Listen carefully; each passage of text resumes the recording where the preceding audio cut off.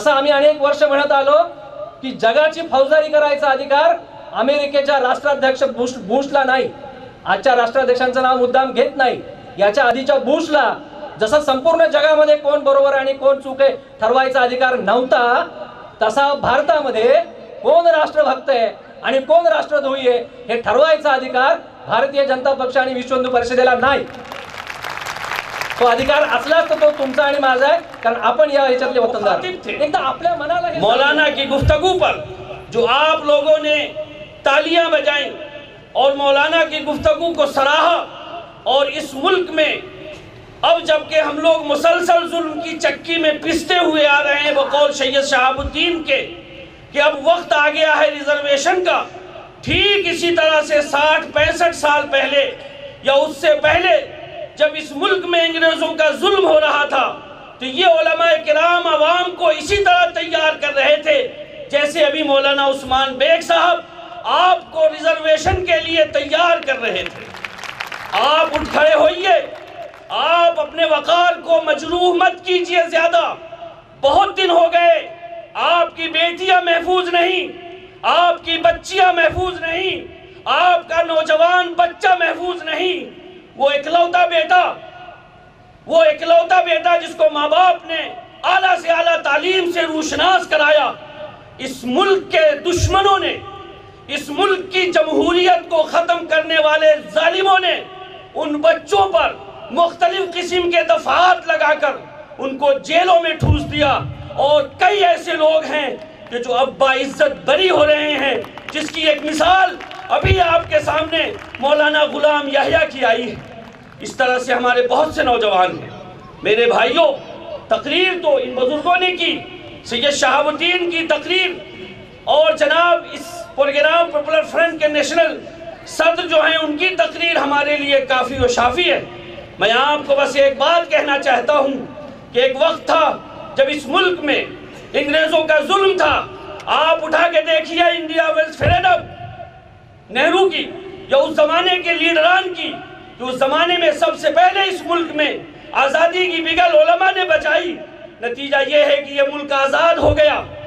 बाद में हमारे उलमा ने ये समझा कि अब ये मुल्क आज़ाद हो गया है, हमारे साथ काम करने वाले इस मुल्क के जिम्मेदार हैं, मुसलमानों के साथ बराबर इंसाफ होगा, मुसलमानों को इस मुल्क में बराबर साझेदारी दी जाएगी.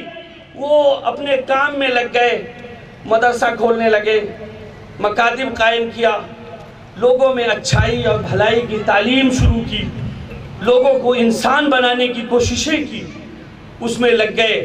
लेकिन आज 60 साल के बाद एक दफ़ा फिर उलमा मैदान में आना चाहते हैं, मैदान में आकर अपना हक मांगना चाहते हैं कि भाई उस वक्त तो हम लोगों ने बड़ा एतमाद किया था, हमने समझा था कि हमारे साथ इंसाफ होगा, लेकिन बदकिस्मती से इंसाफ होने नहीं दिया गया.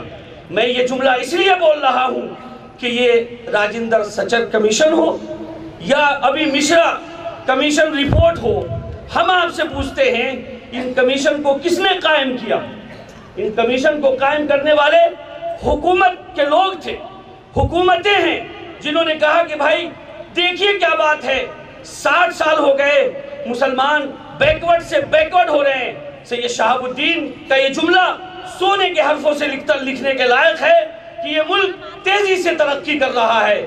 हम इससे खुश हैं और दुआ करते हैं कि ये मुल्क और तरक्की करे, और जो लोग इस मुल्क को गलत नज़र से देखते हैं अल्लाह उनकी आंखों की बीनाई छीन ले, वो अंधे और बहरे हो जाएं. लेकिन इसके साथ मेरे भाइयों, मुल्क तरक्की कर रहा है और मुसलमान पीछे जा रहे हैं. सचर कमीशन रिपोर्ट की सिफारिशात पर हमारे सारे मुकर्रिरीन ने रोशनी डाली कि साहब उस कमीशन में ये कहा गया है कि मुसलमान इस मुल्क में दलित से भी बदतर हो गए. कांग्रेस कमेटी ने ये कमीशन कायम किया था और इस पर अमल दरामद करना उसका फरीज़ा था. मेरे भाइयों, मेरी बहनों, और यहाँ पर जो लोग भी मुल्क से मोहब्बत करने वाले हमारे भाई हैं, उन सब से मैं एक बात कहता हूँ कि ये मुल्क तरक्की नहीं कर सकता सही मानों में जब तक कि इस मुल्क के तमाम शहरियों को तरक्की न मिले. इस मुल्क के तमाम लोगों को जब तक उनके हुकूक नहीं मिलते ये मुल्क तरक्की नहीं करेगा. इसलिए नहीं करेगा कि इस मुल्क में अगर चंद लोगों के साथ नाइंसाफ़ी होती है وہ سماج کبھی آگے نہیں بڑھ سکتا جس سماج میں کچھ لوگ بہت نیچے ہیں اور کچھ لوگ بہت اونچے ہیں۔ یہ بالکل غلط بات ہے۔ اس کے لیے آپ حضرات بالکل اپنے آپ سے اور اپنے دامن سے اس بات کو باندھ لیں کہ اس ملک میں ہم ناانصافی نہیں ہونے دیں گے، اس ملک میں ہم منمانی نہیں چلنے دیں گے، اس ملک کی جمہوریت کی ہم حفاظت کریں گے۔ اور واقعتاً ہم نے جو ریزرویشن کا ایشو لیا ہے، یا پاپولر فرنٹ نے جو اس وقت 2 مہینے تک مسلسل پورے ملک میں ریزرویشن کی کوشش کرنے جا رہی ہے اور اس کے لیے بیداری کی کوشش کرنے جا رہی ہے، مقصد کوئی دوسرا نہیں ہے۔ ہم لوگ اللہ پر بھروسہ کرنے والے لوگ ہیں، ہم کو یہ معلوم ہے کہ اللہ ہی عزت دیتے ہیں اور ذلت اسی کے قبضے قدرت میں ہے۔ ہم تو اس لیے ریزرویشن کی بات کر رہے ہیں کہ ہم اس ملک میں جو ملک ہمارا ترقی کر رہا ہے، اس ملک کی ترقی میں واقعتاً ہمارا بھی حصہ ہو، اور ہم نے اس ملک کو ترقی دیا ہے۔ آپ تاریخ اٹھا کر دیکھیے، آج کل کی ہماری بھٹیچر حالتوں پر مت جائیے، ہماری ٹوپیوں پہ طنز نہ کر، ہماری ٹوپیوں پہ طنز نہ کر، ہمارے تاج عجائب گھروں میں رکھے ہیں۔ ہم نے اس ملک کو ترقی دیا ہے، ہم نے اس ملک کو مضبوط کیا ہے، ہم اس ملک کو مضبوط کرنے والے ہیں۔ آپ اٹھا کر دیکھ لیجئے تاریخ اس ملک کی، آپ اٹھا کر دیکھ لیجئے اس ملک کے غداروں کو، تو آپ کو مسلمانوں میں کوئی غدار نہیں ملے گا، کوئی غدار نہیں ملے گا۔ آپ اٹھا کے دیکھیے تاریخ۔ میرے بھائیوں، اس ملک میں جو ہمارے سیکولر بھائی ہندو ہیں، ہندو مسلم کی تو بات بھی میں مناسب نہیں سمجھتا، اس لیے کہ اس ملک کا ہندو ہو یا مسلمان، یہ ملک ہندوستان ہمارا ہے۔ ہندی ہے ہم وطن ہے، ہندوستان ہمارا، ہندی ہے ہم وطن ہے، ہندوستان ہمارا۔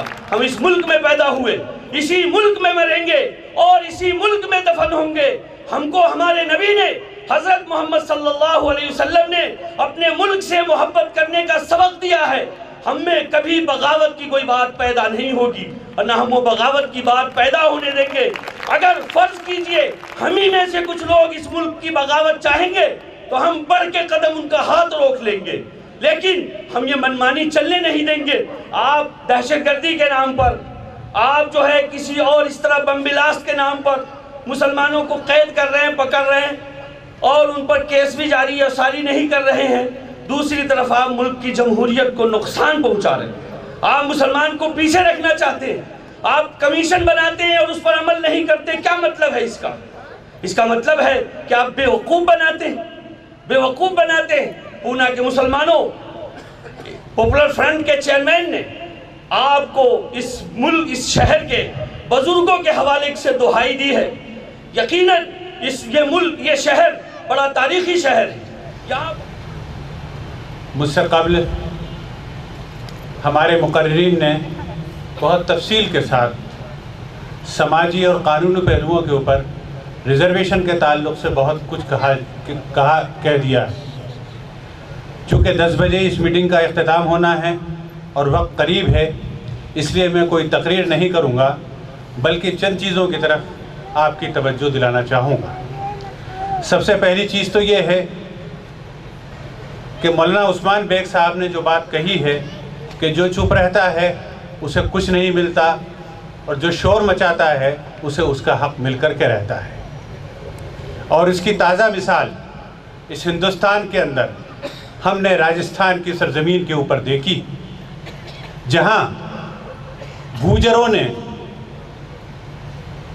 کئی ہفتوں تک اس ملک کی پوری انتظامیہ کو، اس ملک کے 1 ارب عوام کو یرغمال بنا کے رکھ دیا تھا، اور وہ طریقہ اختیار کیا تھا کہ جس کے ذریعے سے حکومت کو مجبور ہو کر کے کوٹے سے الگ ہٹ کر کے ریزرویشن کے لیے اسمبلی کے اندر بل پاس کرنا پڑا۔